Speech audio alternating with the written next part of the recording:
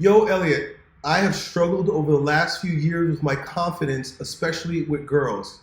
I started losing my hair when I was about 22 years old, and it totally diminished all my confidence. I basically shut myself off from the girls and a lot of other friends out of fear because of my hair loss. I used this as an excuse to grind on my business and not socialize, but I still feel this way today.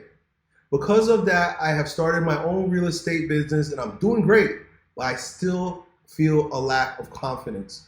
When I was younger, I had absolutely no problem with women, and I think part of my issue is that I focus too much on the past. I don't really know what my question is, but I'm wanting to see if you had any thoughts, if you had any advice for me on regaining my confidence and not deriving my confidence from the way I look, but rather who I am. This is an interesting thing that I spoke about probably last week where there is a lot of very attractive men that are not good looking. You ever notice that there are certain men that like, even amongst friends, I've had friends that I know I'm better looking than them, but when we used to be out, the girls would be all over them, right? The girls want this guy. And so the culture has changed a little bit where men become more like women and women become more like men. But generally speaking and traditionally speaking, women didn't go after men because of what they looked like so much. It was more because of that man's his status. That man's status was everything. And status comes in the form of like, are you the lead man in the band? Are you an influencer and a lot of people know you? Your status can come from how much money you have and what kind of car you drive. Do you have a future ahead of you, meaning like I got a business or I'm moving up the ladder in in the company I work for? Status. Status is what's attractive to women. Status is attractive to women. So much so that like, it's so funny because like Donald Trump, right? I remember when Donald Trump was president and there was that time when he was running for president. And that whole thing came out where they said that he said to the guy in the locker room that he just wants to, he said you could just grab their pussy, something like that, right? He said something and then people didn't like it. And then it was funny because then there was a bunch of women. It's the funniest thing. So, okay, so he got in trouble for saying, if you want these women, all you got to do is grab their pussy, right? Apparently he said that. I don't know if he really said that, but that's what they said. He said, grab them by the pussy. And so, you know what started happening? All these women were wearing shirts. I saw these shirts that said, "Hey Donald," with an arrow and said, "Grab my pussy." Donald's not a good looking man, right? He's old, he's in his 70s, he looks orange, but the man has status. The man has what you are asking about, confidence, right? And guess what? He was in real estate also too. So the point is, I just want to kind of like, I want to steer you away from thinking that the way you look has something to do with it.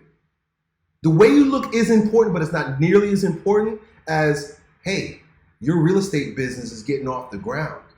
All that grind that you put in is raising your status. You're making yourself a high value man. You could be not the greatest looking guy, but with that money and your real estate, your own real estate business, your status is up there, right? Now you're asking for and wanting to build what's called confidence. I like that word confidence. I like that word confidence because if you break down the word confidence, con is with, and then fidence, right? That word fidence is where you get fidelity, but it's also where you get the word faith.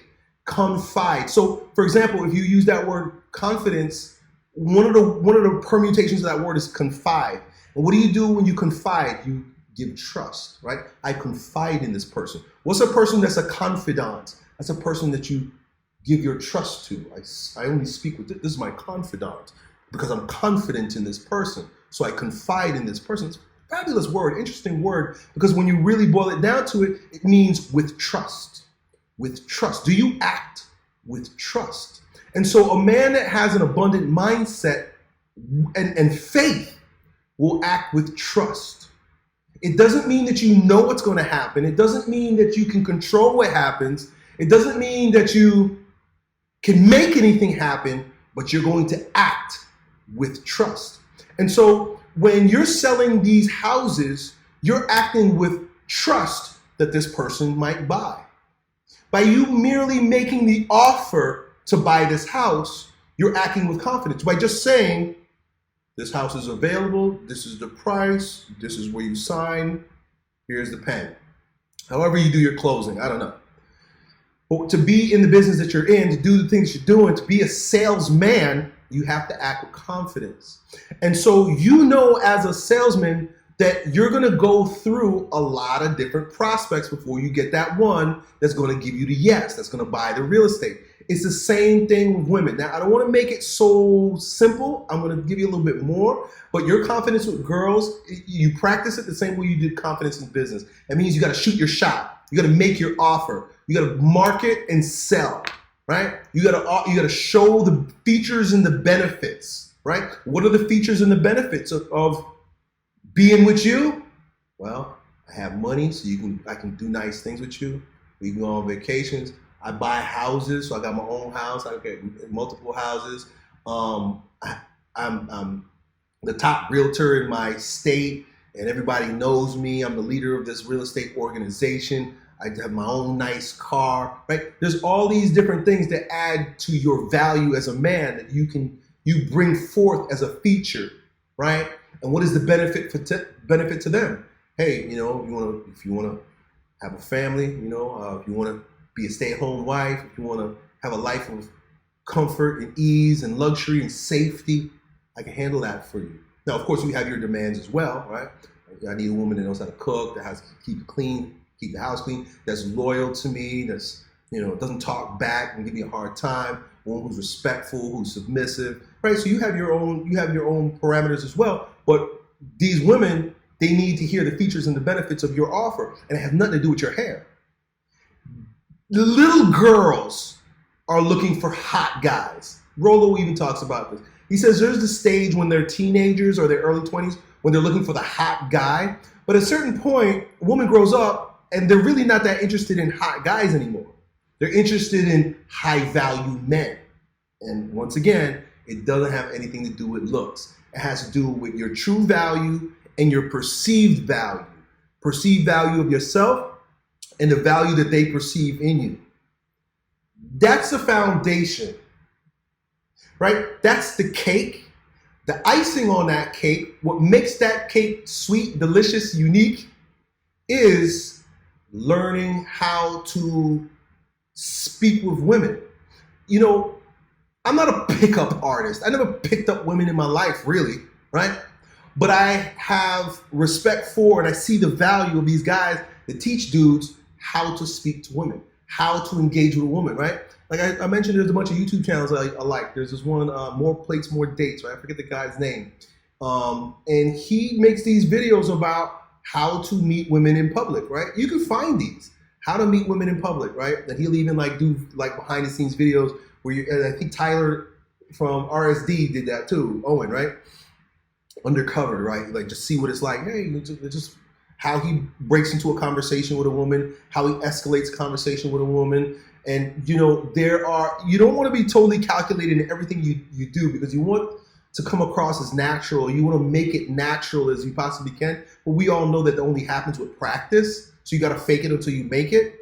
But there is a formula, right? It's a lot of people, this is the second time I'm saying it today, they think that these things should just come normal and natural to you, right? They think that you should, as a man, you should know how to talk to women. But we live in such a confused, backwards world where gender roles are upside down that nobody knows anything. Women don't know how to be women and men don't know how to be men.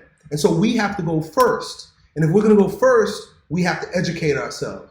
Read books about being attractive to women. There's a good book by Anthol Ray, Anthol, or Ray, I think it is, or Ra, I can't remember. But his book is in my reading list called the Attraction Plan, the Masculine Attraction Plan, something like that, right?